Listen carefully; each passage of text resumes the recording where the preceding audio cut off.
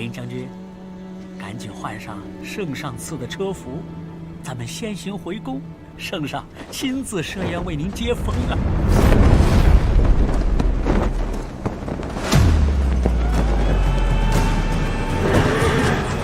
转告圣。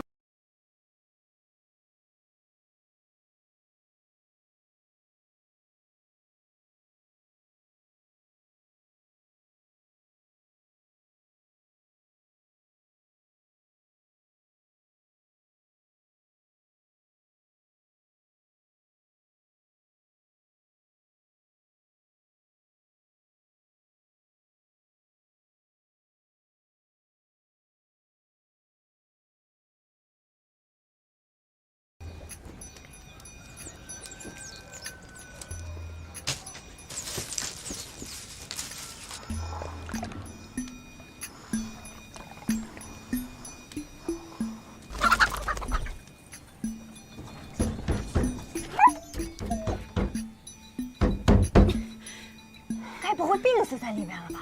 都说祸害1000年，才病了不过月余，哪儿那么容易病死啊？哎，都跟你们说过了，四娘子就是被你们丢在庄子上才重病不起，现在身子还没好呢，走不得。哼，走不得也得走。还有半月，家主便要归来，现下别说他是病了，就是死了，也得跟我回去。 四娘子，想必这些时日也没吃过什么热食了吧？我今天做了不少吃食带来，吃完了好上路。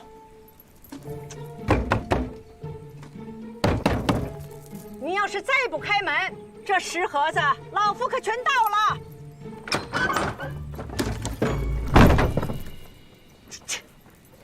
就这点出息！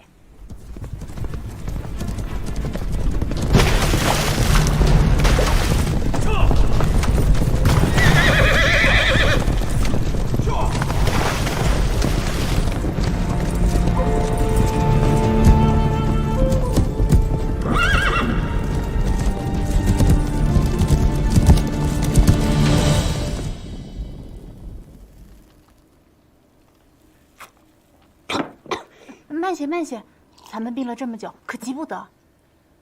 你又不是不知我饿了多久，怎么慢得下来？可这一次进太多，只怕会伤了脾胃。人家有了命才会有脾胃。遵命啊！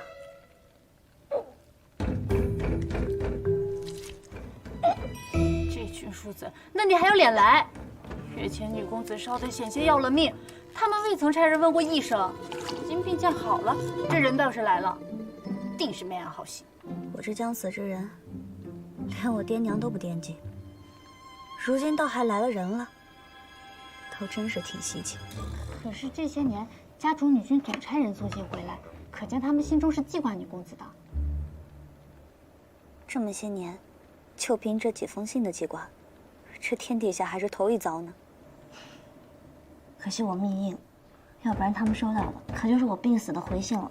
吃完了没有？吃完了，老夫带来的吃食就得跟我们走。程家没有饭菜，白给你们吃。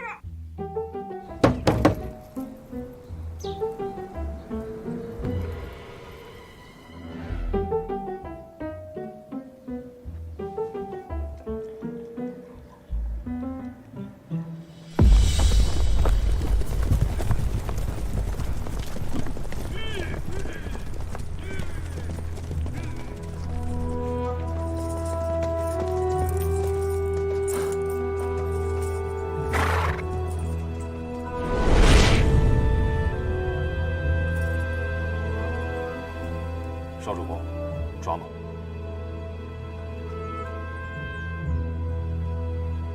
多谢。四娘子怎么说也是尔等的主子，你们这般行事，莫非是要欺主？哼，她不过就是个没人管的丫头，还真把自己当主子了。你开不开门呢？你要是再不开门，我可闯进去了。 干嘛？然后，嘿，我就不信了，嘿，我这儿还带不走你了，是不是？我就，你给我回去！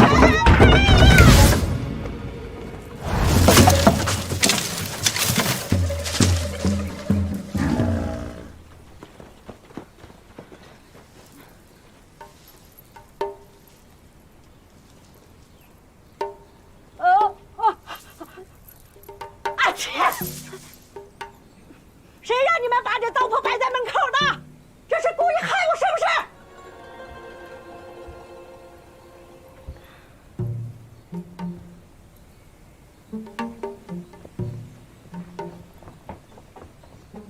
是？哟，李管夫，李管夫怕是忘了，前些日子我命连房去告知二叔母，说这屋里啊臭蚁太多，住不得人。二叔母说，我是来此处思过的，并不是来享福的，就命我准备了这些草木灰。我方才听到李管夫敲门，这是怕草木灰熏着你，才让连房赶紧把这些东西拿了出来。谁知道你不知礼数，贸然的闯了进来，你这是让小辈难做了。别扶我！你，哼！四娘子，别拿那些没人信的话来打发老奴。老奴知道你心有不甘，可怪也只能怪你自己品行不端。夫人把你关在此处思过，那是为了管教你，免得你日后不懂规矩，做出祸害常家之事。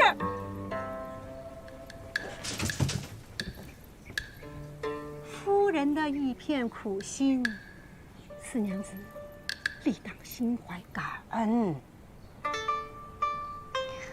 自然是要感恩的，要感恩你们，没把我在这活活饿死。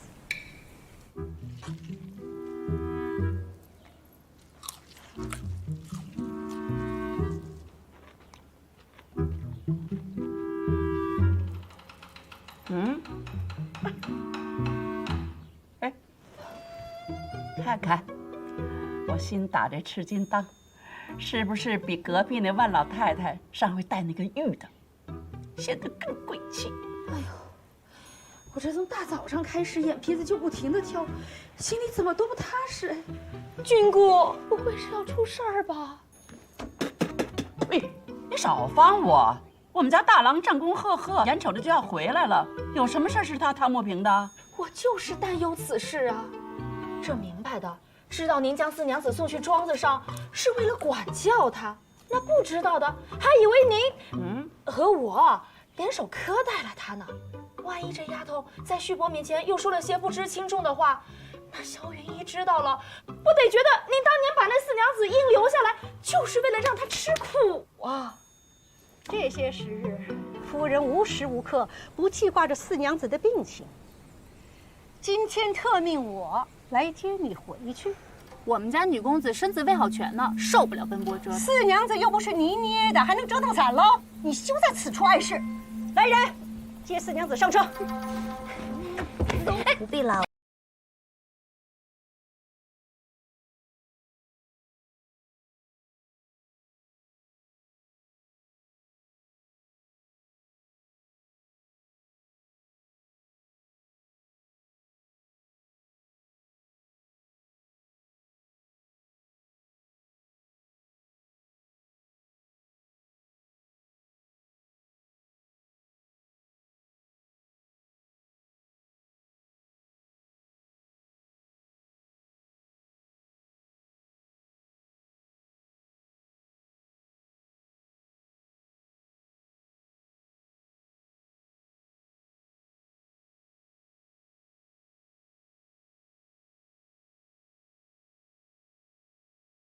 什么呀？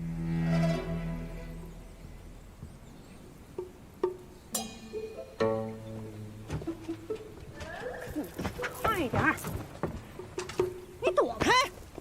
碍事！这车上怎地不汗馊味儿？这味道最重，莫不是李管夫身上的？哎，快走！他个瞎人！快走！快走！快走！这不是李管夫身上的，这是多日未洗澡的男人玩。男人？男人是什么味儿？臭味儿。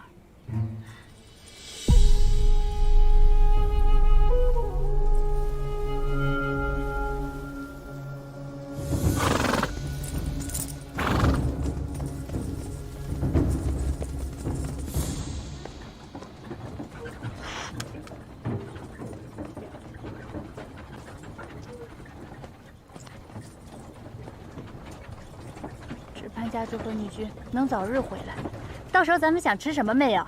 谁说爹娘回来就有吃食了？往后的日子，是好是坏，还说不定呢。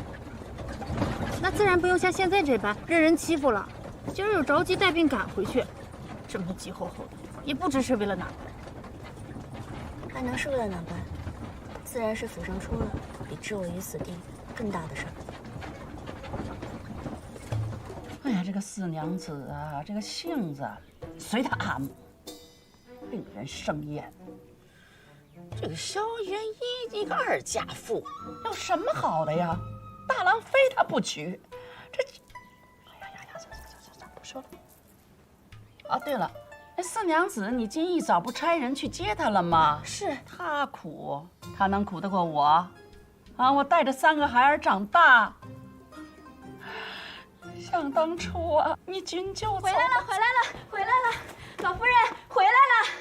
回来便回来了，大呼小叫的做什么？我的情绪刚起来，送她回房躺着便是了。不是四娘子回来了，是家主回来了。谁？我儿大郎回来了！哎呀，我儿回来了！这怎么那么快呢？哎呀，大郎回来了！哎呀，我大郎儿回来了！哎呀，我儿回来了！10几年了！哎呀，神仙保佑，神仙保佑，我儿回来了！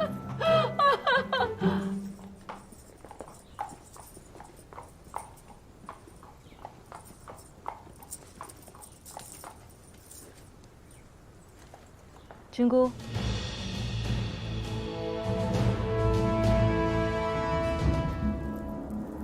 回来了。你都回来了，我儿大郎呢？元一，元一，你喜欢的蜜儿。儿啊，元一，谁知10几年过去了，还是那老鏊在做，快去趁热炒炒。进城了也不知道回家，去什么点心铺子给你媳妇买点心，也不知道给阿母带一份儿。儿啊，儿啊！啊，阿母，大郎，大郎啊！阿母，大郎。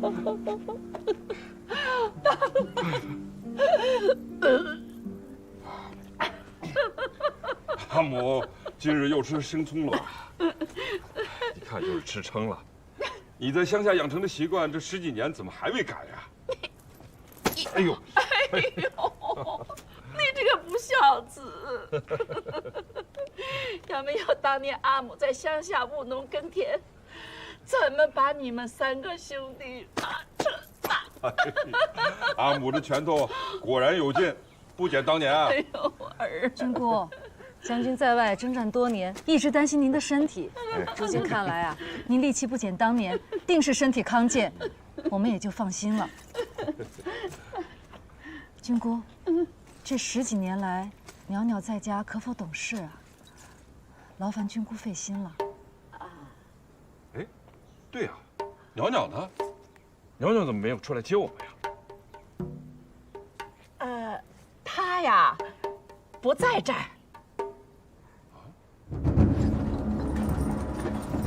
前方马车，停下查验。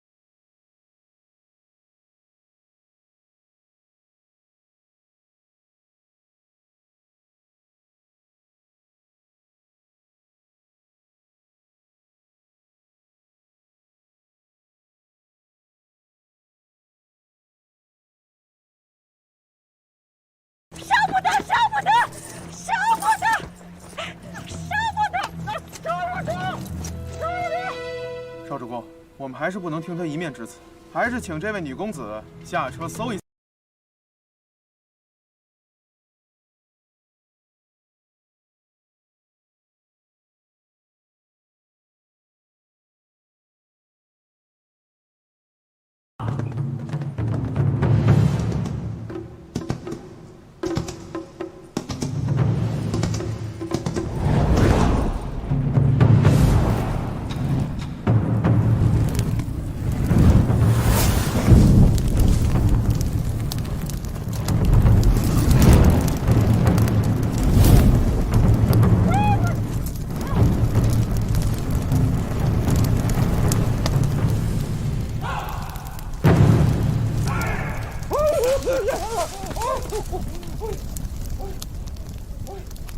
着火了！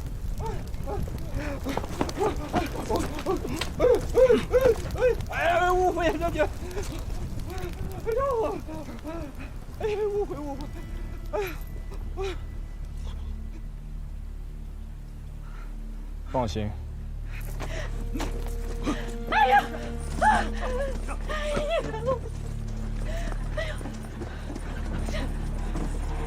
李管父，将军都说放行了，你怎么还不肯走啊？死娘子你！若想活命，就别废话，压着去走。哎呀！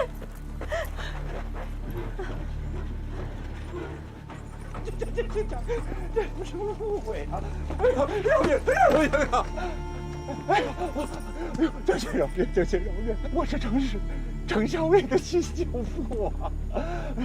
念起你们都是去征总袍的份上，高抬贵手，高抬贵手啊！刚才马车上坐的当真是程家四娘子？你当真是他亲舅爷？千真万确呀！夫人宽大，本已原谅了四娘子所犯的过错，可如今你又害得董舅老爷落难，就是夫人也护不了你。比起二叔母差点害得陈家全家落难来讲，我出卖董舅爷不过是小事一桩。四娘子，你阿父阿母还有半月才能归来，你当真现下就要强横起来了。家主和你君要回来了，怕是现在高兴还早了些。他们要是真的把你这个女儿放在心上，又怎会自你生下便弃了你？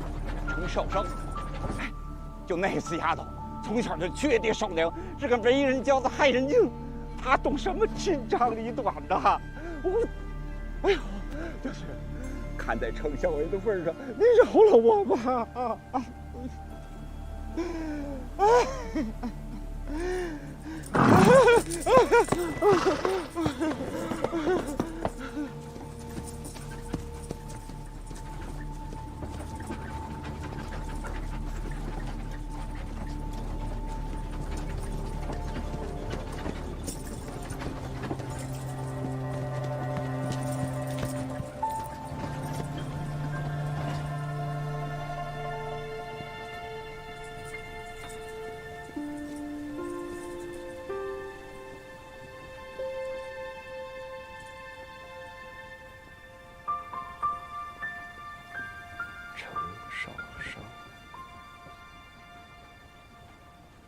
哎呦，儿啊，想死阿母了！我这，哎呦，来，快张大嘴！自己来。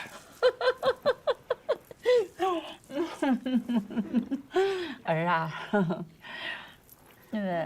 刚才葛氏说的吧，也不是全无道理。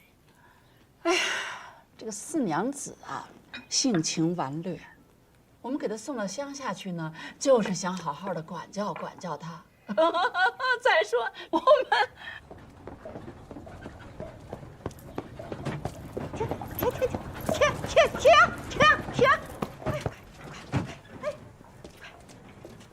哎呦，夫人！哎呀，出大事了，夫人！出什么事了？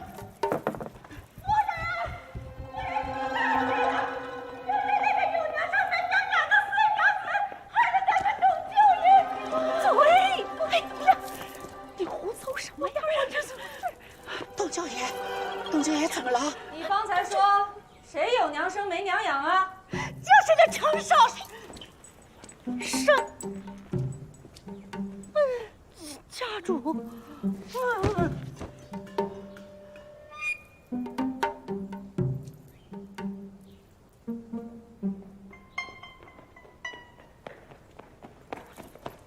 家主救命！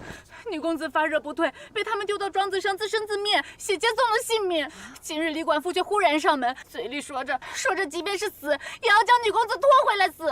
那我家娘娘现在何处？阿父，阿母。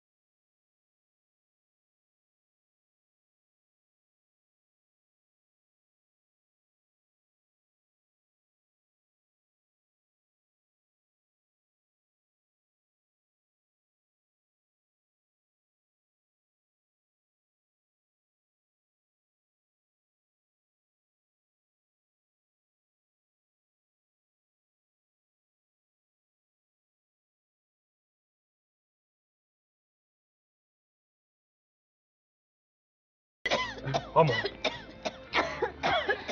娘娘，娘娘，你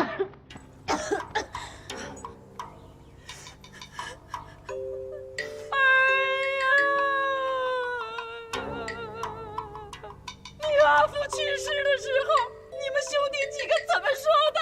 说你们长大了有出息，要好好孝顺我。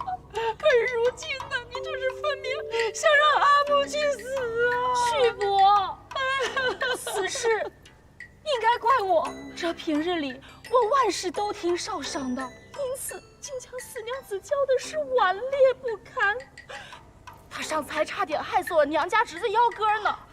我们将他送去庄子上，原也是想要好好的养一养他的性子，也没想到四娘子身子娇弱，如此不经教育啊！这10余年来，我对这四娘子那也是多有体恤照拂，无不尽心的。尽心？便是连件像样的衣裳都不给女公子穿吗？连个被人使唤的蠢妇，都可以口无遮拦的羞辱女公子。你是谁呀？我们程家的事情还轮不到外人插嘴。君姑，秦从并非外人，乃是我结拜的义妹，这些年一直在军中跟随我。哼，外人都比自家人会心疼人。来人啊，把这个老媪押去柴房，大郎，让他养养性子。造孽呀！儿啊，你15年不落家，你这是受了谁的挑唆？一回来就给我摆威风，你眼里还有没有阿母啊？哎呀，君姑你是心急死了！快来人呐！快来人呐！阿母，就你会传。快来人呐！阿母，阿母，哎，女公子，怎么了？女公子，娘娘，娘娘房间在哪里？第2层。哎呀。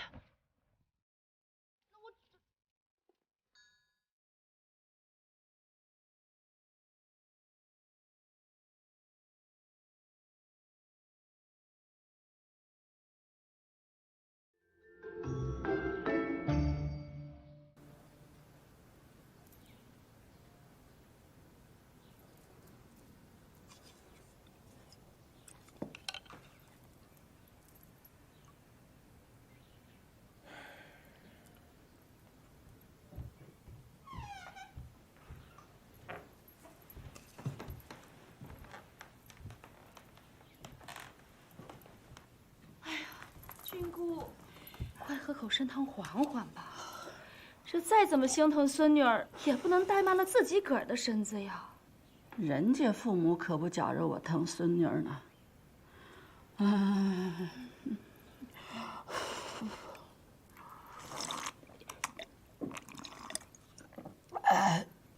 哎呦，怕是蔡姨咱们婆媳这么多年，虐待她闺女呢，也不想想啊，10几年呢，你们不管不顾，我们一把屎一把尿把个小婴儿拉扯大，我们没有功劳也有苦劳吧？小娃娃哪有不得病的？不过是烧几日，就这么鸡飞狗跳、苦苦丧丧的。你们不放心，你们自己拿去养啊！老夫人可真会说笑，好像四娘子是我家女君不愿意养才留在家中。这世上哪有亲娘愿意抛弃尚在襁褓中的孩子，还不是有人给逼的。青葱，贱婢，安敢造次！来人，掌账！造次什么？难道青葱说的有错吗？当初留下袅袅就是为尽孝，如今却说的仿佛我们夫妻不肯养育，反是不孝，烦劳了阿母。旭伯，此话说的也太伤君姑的心了。你们只知四娘子此时病了，躺在床上可怜她，可又知道平日里这四娘子那是甚是顽劣，时常累得君姑动气伤身呐。这世人皆是疼子女多于疼父母的，可我且问一句，旭伯，孝顺君姑不是你作为长子应尽的本分吗？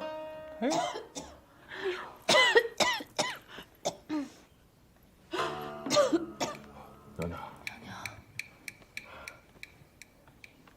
你醒了？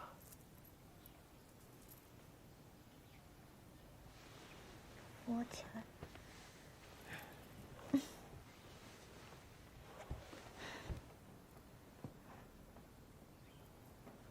给诸位长辈行礼。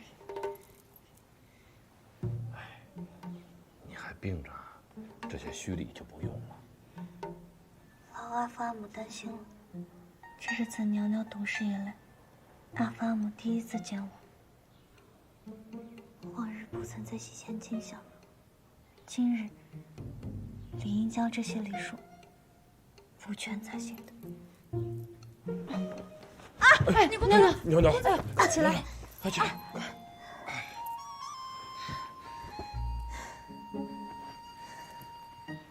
袅袅不懂事，阿叔母罚我，也是该的。乖孩子，先歇着吧。我家袅袅病成这样，尚且礼数周全，你们却冤枉她顽劣不堪。我这个做父亲的，连问一句都不成吗？那我去死，我给他赔命好不好？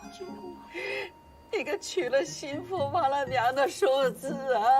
这与元一又有何干系？阿母何必又寻他不是呢？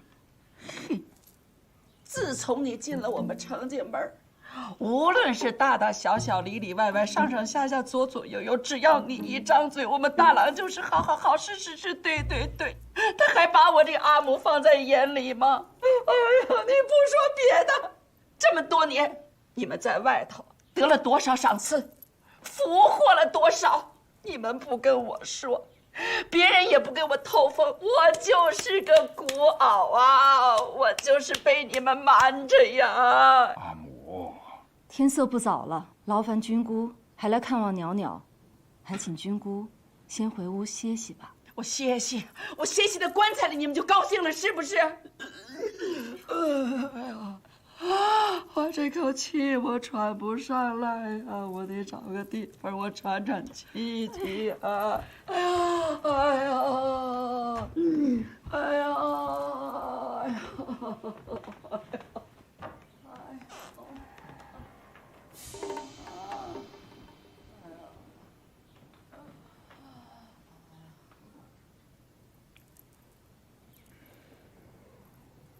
袅袅，你也好好歇息着，我这就吩咐后厨，给你做些你爱吃的。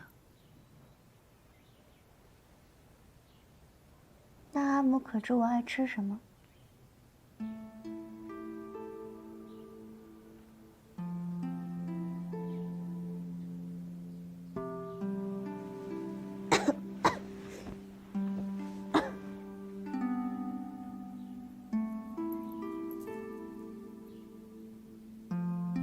家主，不好了，外面来了好多黑甲卫，把咱家院子给围了。啊？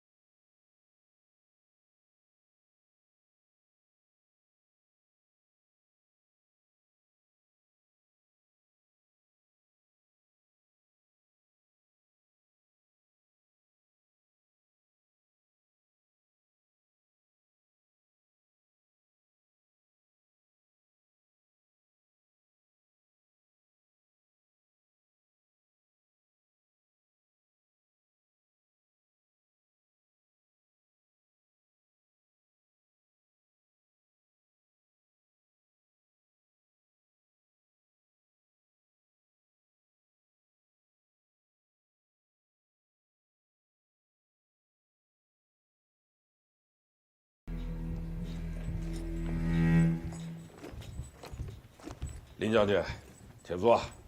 将那蛀虫带上来，给陈校尉验明。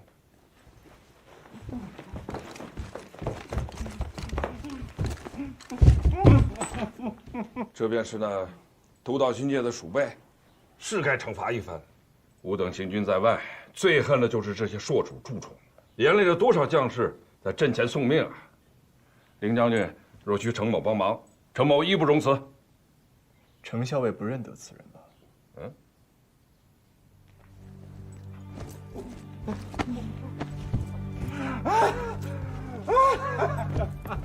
救命啊！是我呀！舅父，这怎么回事啊？这个都是你的好女儿啊！将军应该渴了吧？奴婢煮了碗热汤。你嫌我不够惨是吧？林将军，这其中可有误会啊！董仓管的形势，想必程校尉比我更清楚。他贪墨军械，证据确凿。今日我过来，就是想告诉程校尉，无论军功再高，若行助国之事，我定察不饶。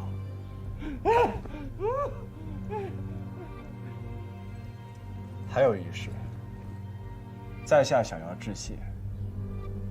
致谢？没错。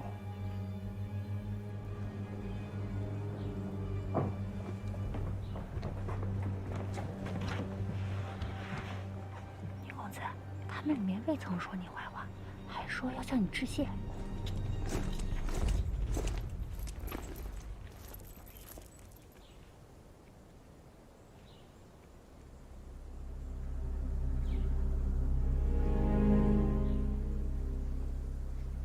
忠义为先，孝礼为后。为汉正义，不惧长辈，亦不惜灭亲。程四娘子这般心性，在下只在廷尉府那些掌用刑讯的同僚身上见过。程四娘子的将来，大有可为，不容小觑。过奖，过奖。告辞。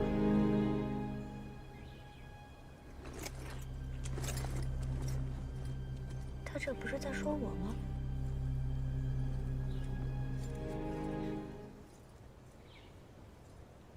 什么忠义为先？不就是说我不孝吗？不惧长辈，就是变着法子说我目无尊长。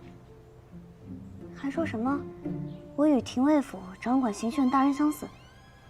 那他不就是说我性子泼辣，不似女娘？真以为我听不明白呢？林不疑，讨个令不易，恩将仇报，不懂道义。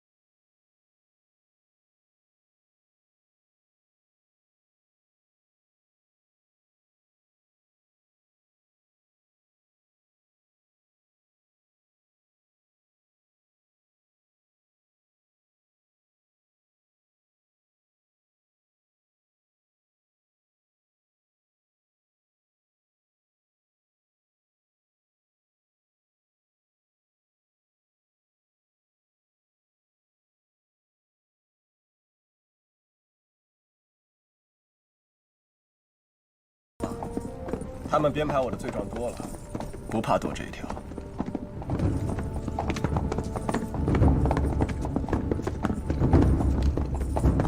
君姑可要爱惜身子，千万别气出毛病来。此事原也怪我没将舅父藏好，我原想着将舅父藏去庄子，总无人发现了吧？谁知这四娘子如此狠心，她记恨我和君姑曾罚过她，居然狠心报复，就是你安排的不好，可不中的东西。胆敢窝藏罪犯者，论罪当牵连同坐。若因此而连累了君姑，那才是真不孝。照你这么说，四娘子害得舅父被抓，不但无错，反还有功了。舅父贪墨军械，袅袅大义灭亲，有何不妥？地府若是不服啊，大可去衙门白审一番。旭伯不要欺负我是个内宅妇人，便拿衙门吓唬我。这官场上的道理我是不懂，却也知道一家人打断骨头连着筋，岂能互相出卖？旭伯还是赶紧想法子将人赎出来要紧。难道忍心看着君姑如此年纪还饱尝世情之痛吗？贪墨军械是有军法处置的，我哪有本事去赎人呐？我不管，大郎，你得想办法救你舅父出来。大郎，大郎，你现在心里只有你心腹一家人。你根本不心疼你舅父，也不心疼我这个当娘的。上次我让你拿2万钱给你舅母娶心腹，你就是不肯。你心腹兄弟面说是多少钱，你连眼都不眨一下。你心腹的兄弟是兄弟，你阿母的兄弟就不是兄弟吗？这别家心腹都是拿着娘家嫁妆补贴夫家。是我家四妇，他们拿着夫家的银钱去倒贴娘家，那不是娶心腹，是纳妾续婢。年纪轻轻的，读书娶心腹才是正理。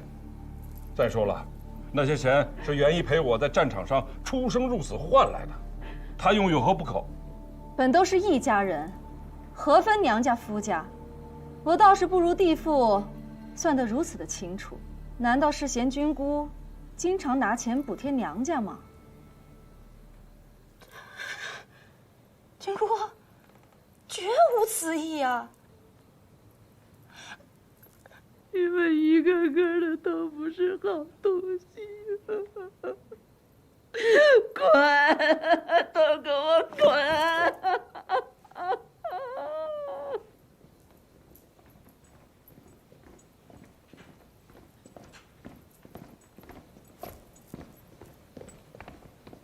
旭伯，四父，你们此次回来的匆忙，主屋尚未来得及收拾搬出归还，我在后院腾了几间屋子，让你们一大家子居住，也便于你们和睦。你让我们一大家子住在偏房，便于？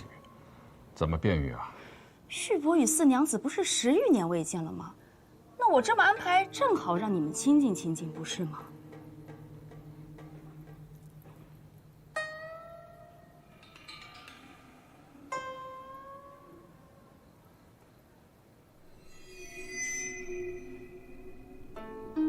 就依地府的安排。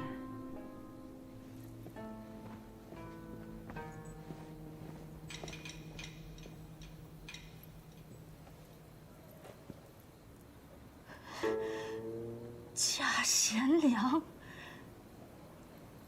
我偏住着主屋不搬，我看你奈我何？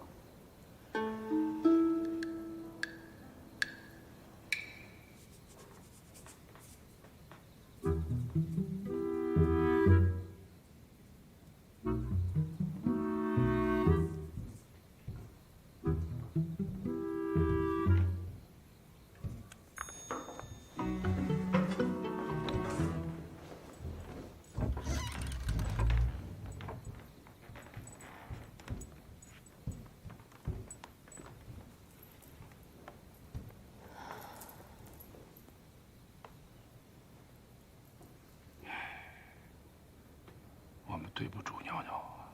你看她嘴唇白的，一点血丝都没有，也不知在家中吃了多少苦。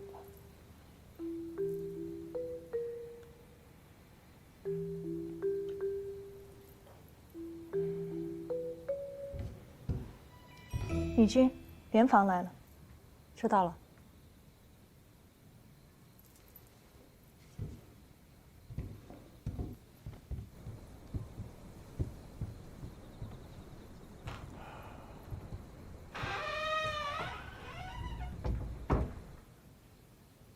葛氏可曾为袅袅找医师看病？钟夫人说，小孩子稍几日便好了，一直不管不问的。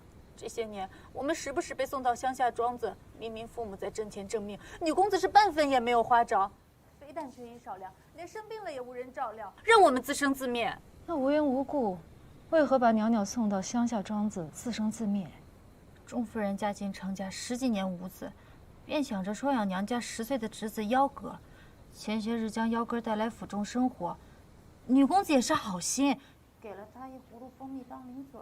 没想到葫芦一开，便引来了野蜂，野蜂蛰得幺哥满头包。钟夫人便让女公子去磨磨性子，正是滴水成冰的节气，便被丢到那庄子上。这葛氏甚是歹毒，真该让二弟休了他。装满蜂蜜的葫芦，是幺哥自己打开的，还是袅袅亲自打开的？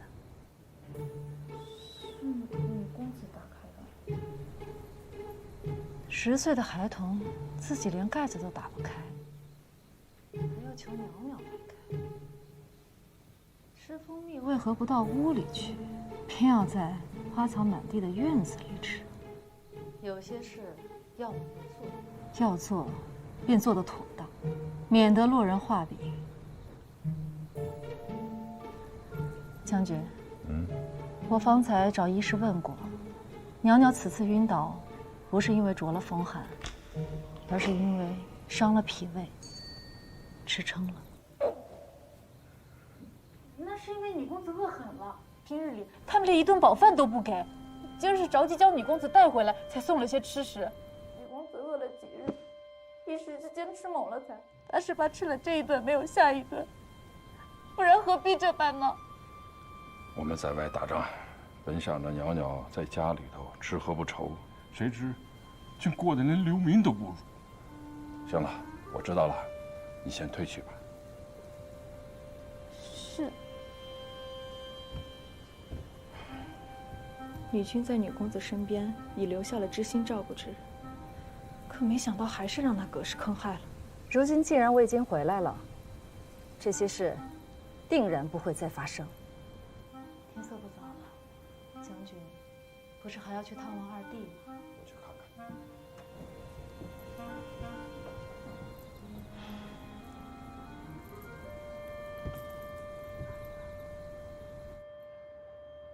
说病去如抽丝，女公子如今这般亏了身子，还不知道要将养多久才能痊愈呢。他近日晕的倒是时候，刚好给我们由头挑出君姑理亏之处。我这阿母倒是眼毒，怕也是看出我在装晕，可对苛待我的人，为何又装瞎？还是女君想的周到，故意将归期说迟了半个月，他们来不及遮掩，真就露了马脚。这些人心中记恨女君，便迁怒于女公子，如此苛待她。原来不是不知我在家中受罪，只是故意放任罢了。家主这般心疼女公子，应该是不会再万事都顺着老夫人了吧？放心，将军若是妇人之仁，朕前早死好几回了。将军是个明理是非之人，这天下哪有斗不过君姑的心腹，就是看夫婿肯不肯帮手罢了。哼，拿自己女儿来行苦肉计，好让阿父与大母离心。阿母这法子是真够狠的。我不忧心夫君，我只担心自己撒手不管10几年，这朽木才能掉，如今只能严加管教，费力气把歪树掰直了。不去管欺负我的，反倒琢磨着来管教我，靠他不如靠近，看来还得我自己来。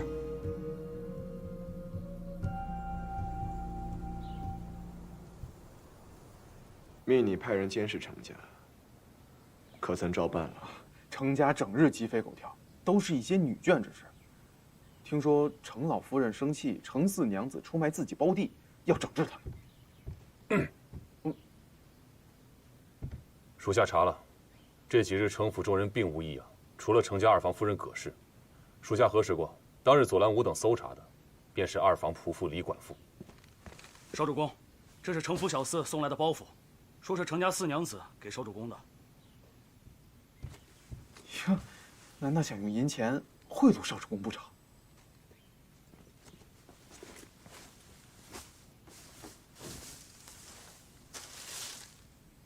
怎么是一堆破烂儿啊？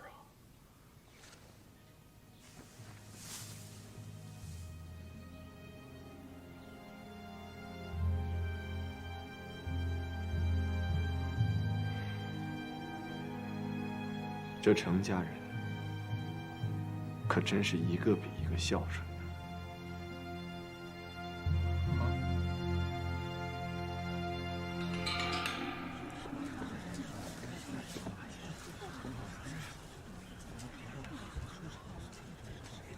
赵主公，不出你所料，这布庄账簿果然有问题。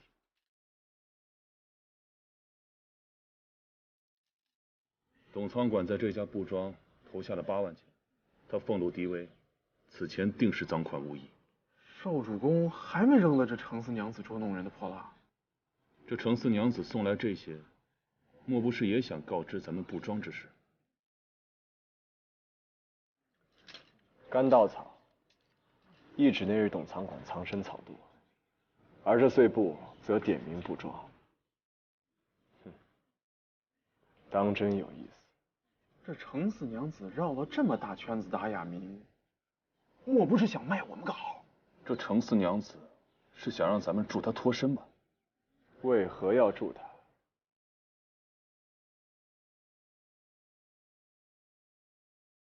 她怕是早就为自己谋好后路了。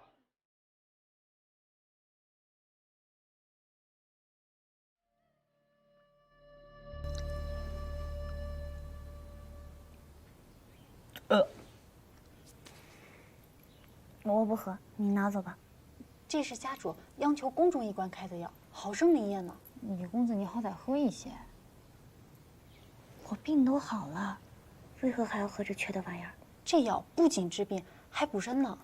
女公子赶紧把药喝了，喝完就可以吃点心了。你替我喝。嘘，有人来了，起身。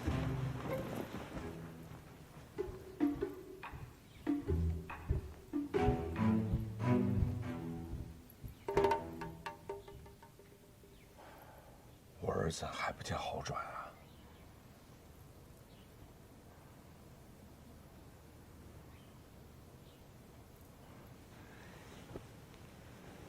娘娘见过阿芳吗？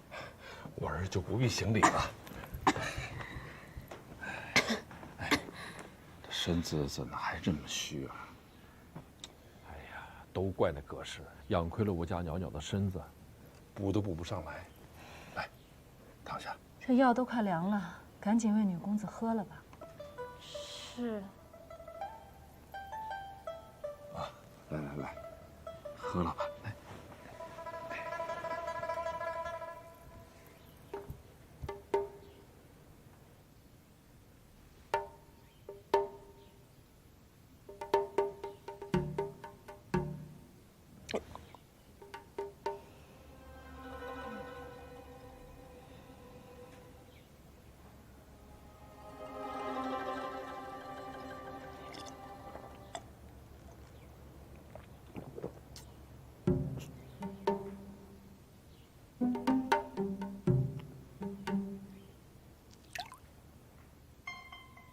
我儿怎他落泪了？阿父，啊，这药太苦了，不如往汤药里放些饴汤。医官给开的药怎能随便往里加东西？所谓良药苦口，这病一日不愈，就得日日喝。你阿母说的也对，听你阿母的，良药苦口，喝吧。袅袅乖，待你病好转些，阿父带你去骑马，看正旦后的灯会。啊？哎呀，我家袅袅生得好看呢，万兄他们家的那一帮小女娘啊，凑在一起攥成一束喇叭花，也不如我家袅袅好看。将军，女孩子家整日夸美貌有何用？多些才学德性才重要。赶紧喝了吧，袅袅。喝吧，喝吧。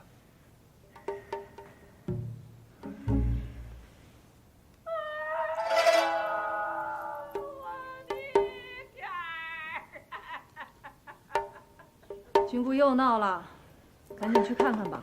哎呦，我的天儿啊！别喝了，待会儿啊，阿父给你往里面放些饴汤。我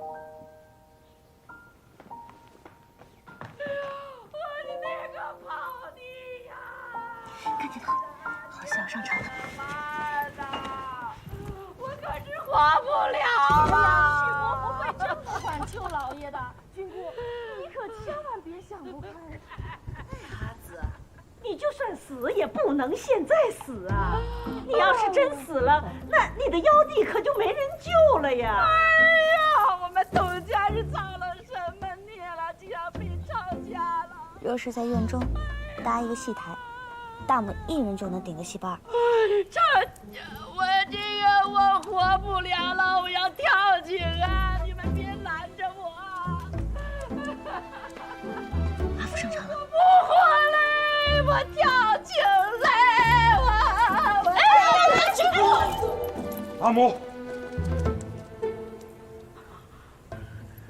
你使这么大劲干嘛？就把我推下去啊！我想想痛就得了。你这又闹什么呀？井口小，你跳了进去吗？你看大母粗壮的双臂，那大身板，不当个将军当真是可惜了。就算是掉下去，不砸出口心井来，也别就不错了。这井口小，我跳不进去呢。我就撞墙，我见你阿父去，你看，拽着我点。哎，我撞墙啊！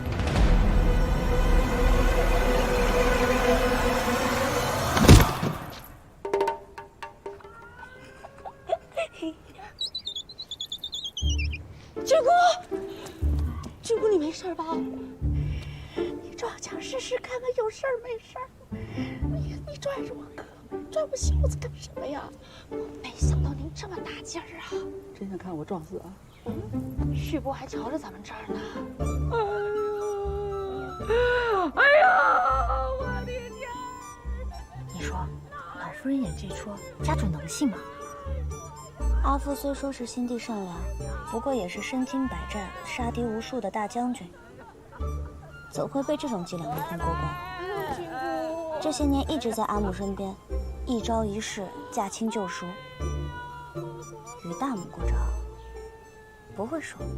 哎呦，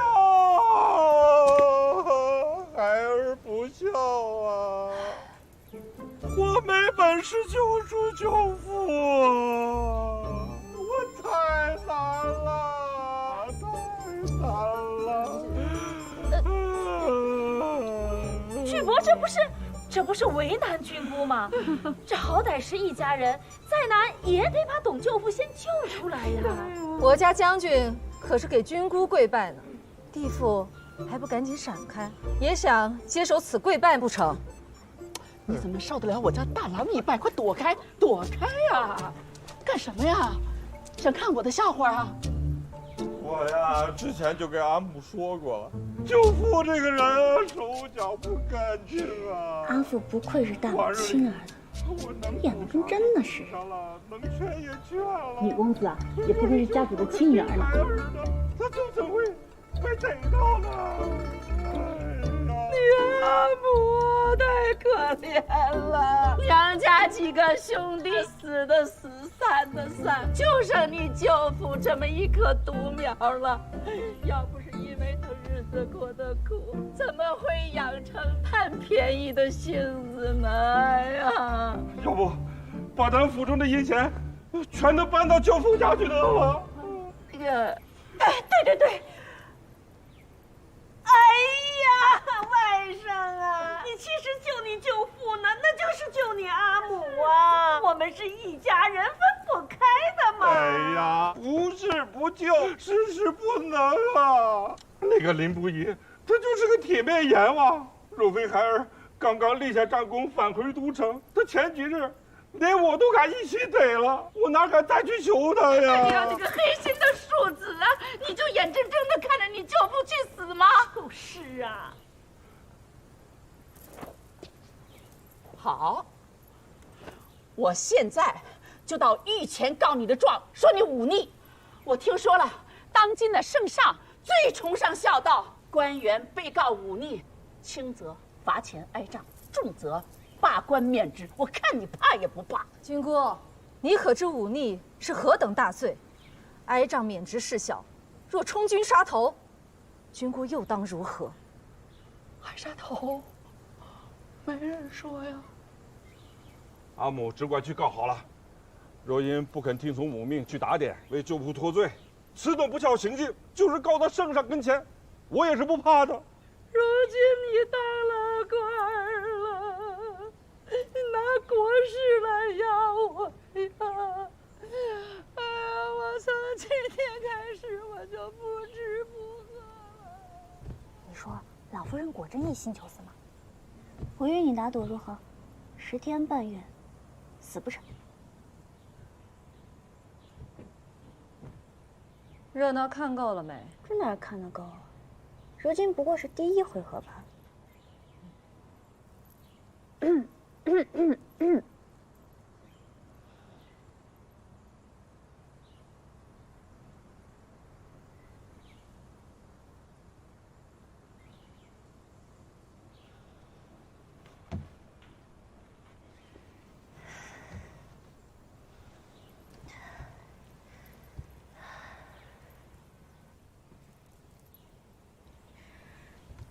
尿尿见过阿母。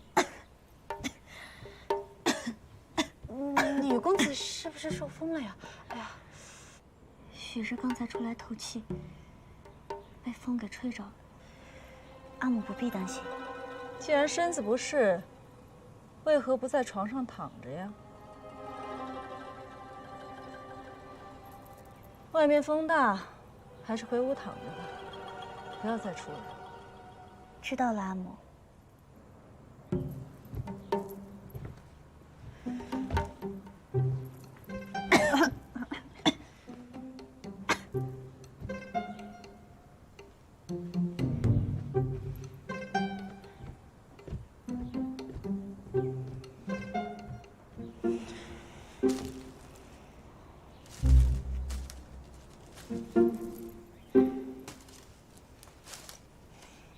我还以为父母归来，日子能过得痛快些。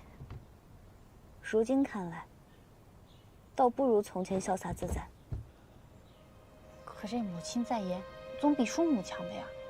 女君也是心疼你，一切都为了女公子好。不被骗了，反正也骗不着我。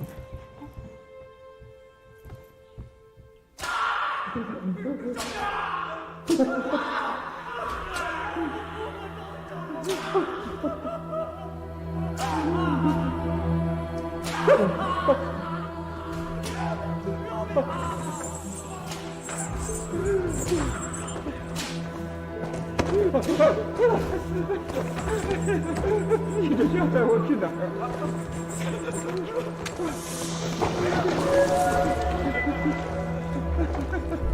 这个人好不识趣，少主公问他话，非要在少主公面前撒谎。我们少主公是1等1的聪明人，怎看不出他的花样？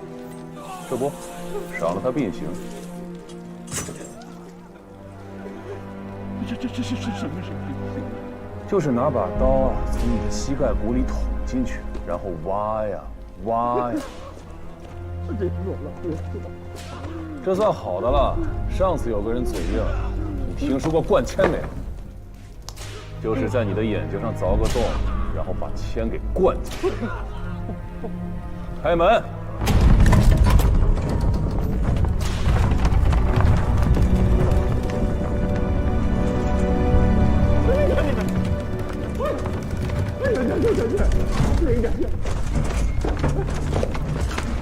林将军，哎呀，林将军饶命！守仓管，饶命啊！饶命啊！程将军已经恳请在下秉公执法。现如今，无论你在打什么算盘，都已经落空了。我此生最痛恨人撒谎，但凡遇到撒谎者，必验之，杀之。如今葛氏布庄账本已在我手，你竟敢还说谎话！那个将军，我真是冤枉啊！来人，大人，带他去吧。走！将军，我找，我什么都找啊！饶命啊！饶命啊！好妹妹，让我瞧瞧，让我瞧瞧，你怎么瘦成这样啊？老夫人，我也没想我找你了。晚些啊，我就去找那林不疑，问清舅父的情况，也好让阿母消停些。毕竟舅父因袅袅举报入狱，只怕还会被阿母为难。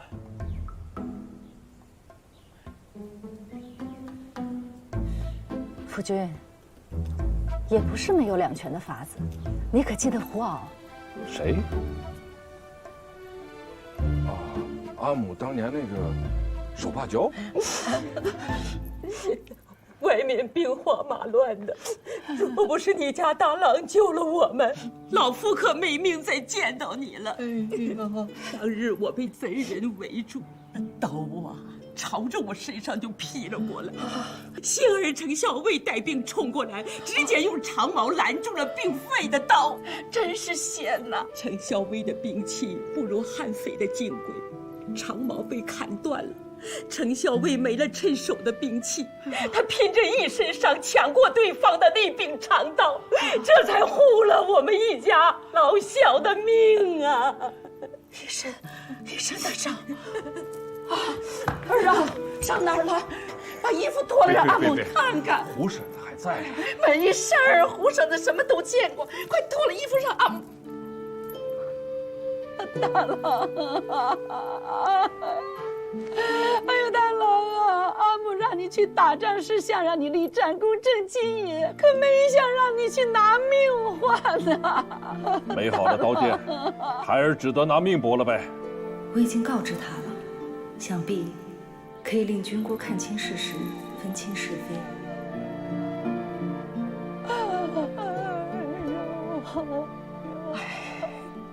战场上，刀剑就是将士的命啊！竟还有一些黑心干的东西，拿着一碰就散的假的兵器，偷换成好的兵器拿出去卖，呸！真是丧良心！老夫人，董夫人求见。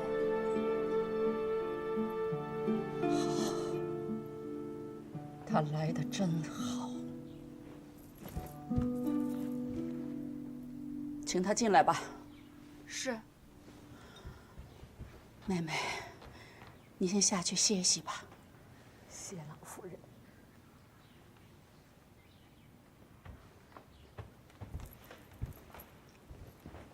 舅母定是为舅父的事情来为难阿母，都怪孩儿无能，官职卑微，即便去求灵不疑，他也未必肯放过舅父。不如我今日就顶了罪名，只说是董舅父监守自盗，都是奉了孩儿的命，而后孩儿被杀头，换回了董舅父，咱们程家被抄家，换回了董家。太好了！哎呦，这个主意可太好了，这个主意可真好啊！外甥是大官，便是犯过罪，皇上也会多加宽宥的，顶多呀，不就是罚钱了事。阿紫，我看不如就让外甥去顶了此罪。啊？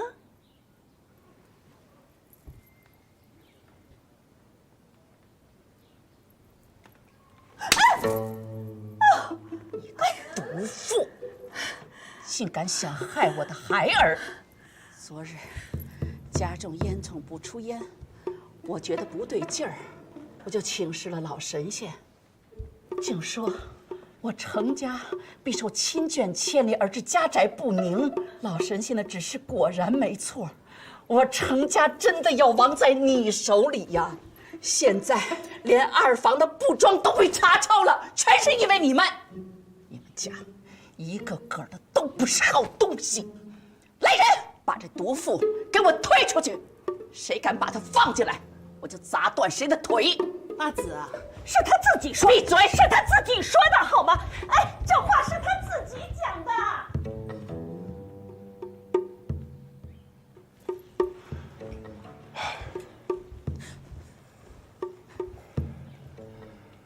这便是阿母日日偏听偏信的结果。阿母被舅母这些人挑唆，认为他们才是好的亲的，而自家人呢，反倒被骗着欺着的。我与元一这些年学里活里拼着命的讨功劳，才有了我们程氏这样安稳的日子。难道这一切都要被董舅父的罪过给丢弃掉吗？不，不要，不要！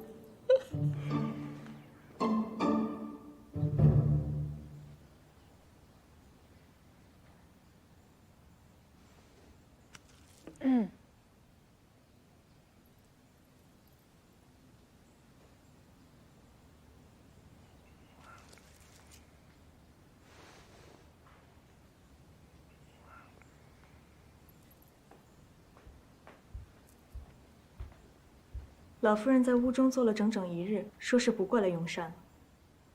阿母吃饭向来最为积极，不肯吃饭，怕是真的想通了。总算是消停了。多亏阿父将话说到大母心坎里去了。大母再偏心，也不能拿陈氏全族前程换舅爷性命。食不言，寝不语，父母义士，与你何干？这不是还没吃吗？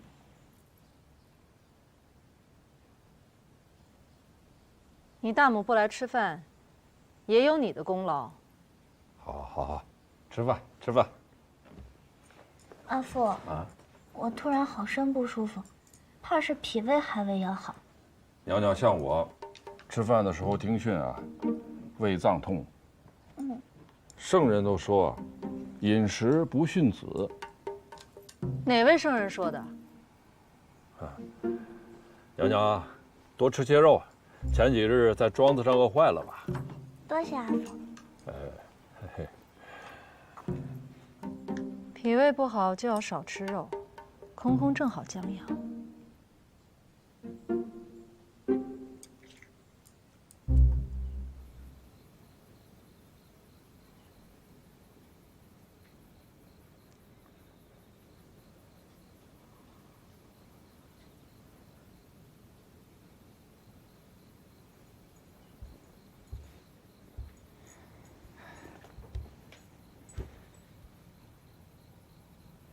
阿母，饿了吧？来，吃点心。来，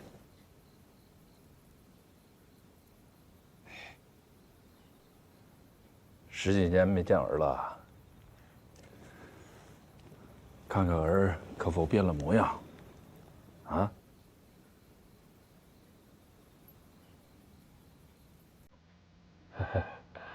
我知阿母是担心儿。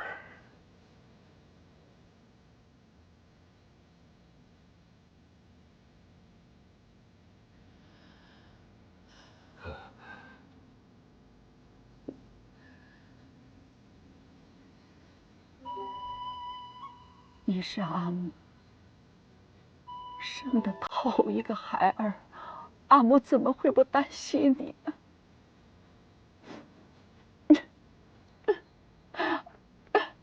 十几年，你通过寄回来几片竹简，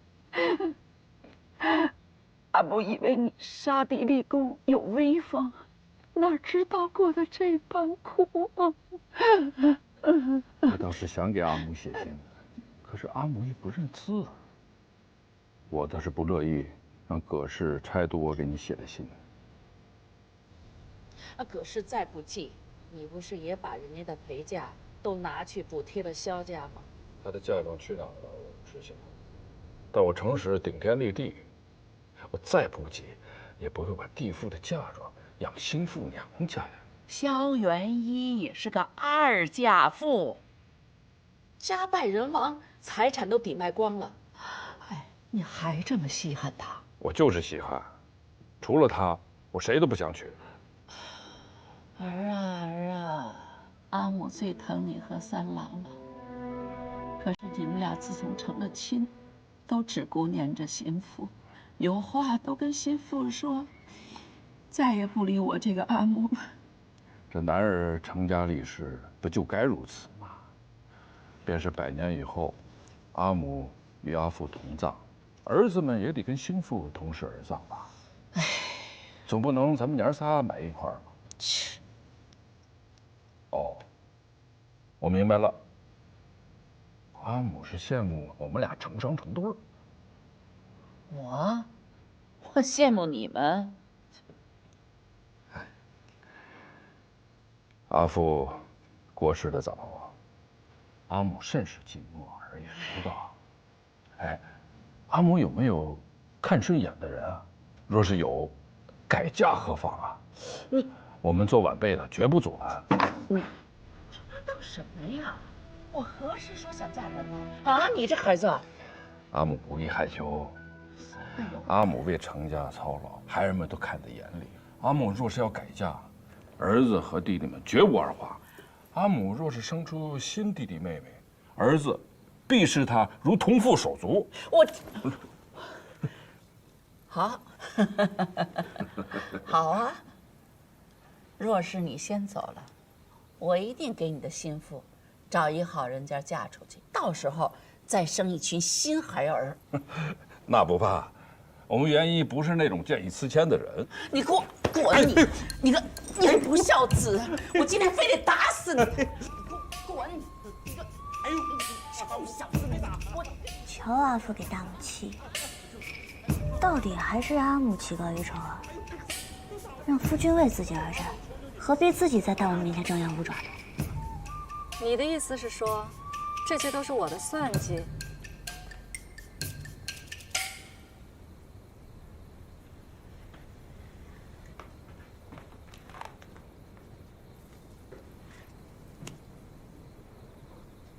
身为女娘，背后偷听闲话不说，还恶意揣度长辈，实在不像话。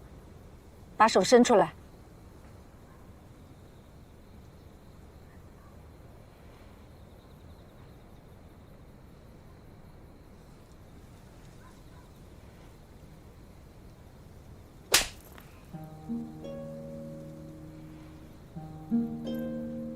从明日起，袅袅留在屋里抄读礼记，抄不完不许出门。可阿福说了，上元节有热闹的灯会，我10几年从未去过。万事皆由长辈做主，你就好好在家中习书即可。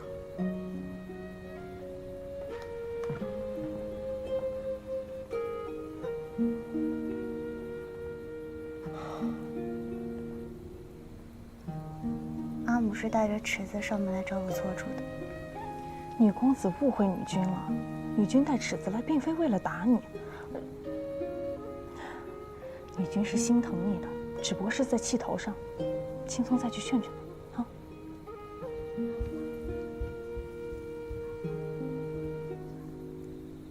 女公子，别难过了。嗯。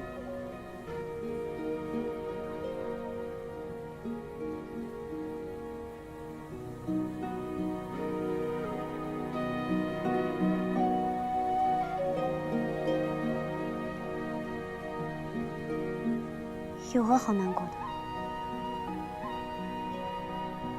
我又不在乎阿母如何看我。母慈子孝这种花本子，本就不属于我，既不曾拥有，自不会因为失去而感到难过。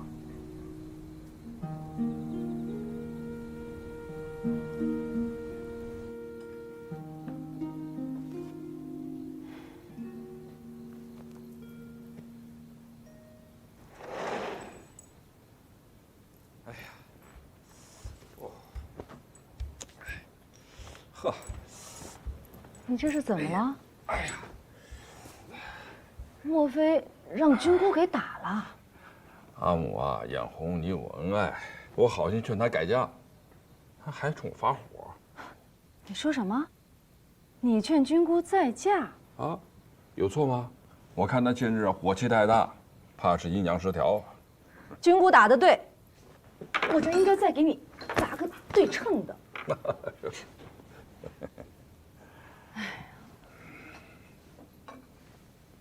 当初，我觉得儿郎能入仕，教养不好，小则败家，大则牵连全族。女娘哪怕刁蛮些，我们总能护得住她。况且战场刀剑无眼，也不想她随着我们受罪。可我没想到袅袅这惹事的本领，半点都不输儿郎。我真后悔，将孩子留给了葛氏，尽学了他一身的毛病。听墙角使把戏，看长辈的笑话，这哪一点是有教养女娘的习性？夫人稍安勿躁，消消火。既然葛氏没教好，咱们慢慢教便是了嘛。慢，这可慢不来。我若不教好，难道等他夫家去教？你再看看这个，这是何物啊？昨日家中烟囱不出烟，我觉得不对劲儿，我就请示了老神仙。这是你家袅袅啊，偷偷的将烟囱改了道，装神弄鬼的吓唬军姑。他就是瞧准了军姑迷信，故意使坏。哦，我说呢，最近烟囱怎么坏了呢？咱家袅袅还真是聪明，这就都懂了。你还护着他？若他是我手下的兵士啊，我直接给他拖出去打一顿军棍了。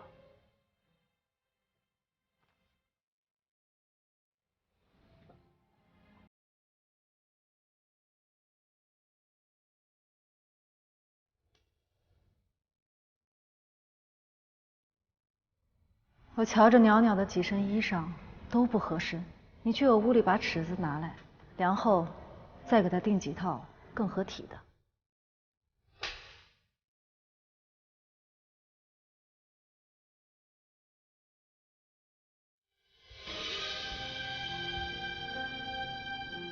我知道夫人你是想弥补，想赶紧把他教好，但养兵还需千日啊，咱们才回来几天呢。